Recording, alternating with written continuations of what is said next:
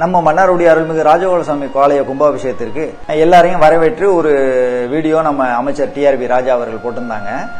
அந்த வீடியோவில் நீங்க கவனிச்சு பாத்தீங்கன்னா வார்த்தைக்கு வார்த்தை ஒவ்வொரு இடத்துலயும் நம்ம மன்னார்குடி, எங்க மன்னார்குடி, நம்ம மன்னார்குடி மாதிரி எங்கேயுமே உலகத்துல இல்ல, இந்த குளம் மாதிரி உலகத்திலே வேற எங்கேயும் கிடையாது அப்படின்னு அவ்வளோ சந்தோஷமா அவ்வளோ எனர்ஜியா சொல்லியிருப்பாரு. அந்த சந்தோஷத்தை வார்த்தைக்கு வார்த்தை எல்லையும் கடத்திருப்பாரு. அதை கவனிங்களேன். மண்ணில் மிக்கது மண்ணை என்று அறியப்படுகிற ஊர் நமது மன்னார்குடி. இப்போ எனக்கு பின்னாடி நீங்க பாக்குறது ஒரு அற்புதமான கம்பீரமா நிக்கிற நம்ம பெரிய கோயிலோட ராஜகோபுரம்.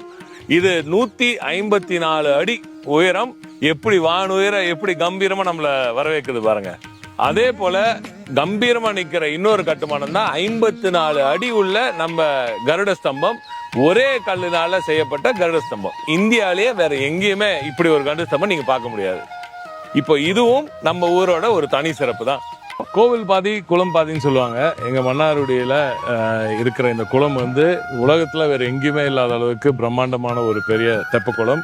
ஏன்னா நம்ம ஊர்ல இருக்கிற இந்த ஹரித்ரா நதி, இந்த பிரம்மாண்டமான ஹரித்ரா நதி தெப்ப குளம் தான் மனிதனால் கட்டப்பட்ட மிகப்பெரிய, உலகத்திலேயே மிகப்பெரிய, மீண்டும் சொல்றேன், உலகத்திலேயே மிகப்பெரிய தெப்ப குளம் நம்ம மன்னார்குடி தெப்ப குளம் தான். இந்த பொக்கிஷத்தை நாம இன்னைக்கு புனரமைக்கிறோம் என்றால் அது பெருமை மட்டும் இல்ல, நம்மளோட கடமை.